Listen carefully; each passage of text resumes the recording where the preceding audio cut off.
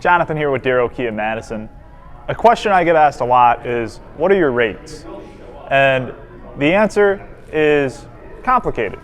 So your interest rate on an auto loan is going to depend on a number of factors, including your credit worthiness, the vehicle that you're interested in, how much money down you're putting, the equity in your trade-in or no trade-in.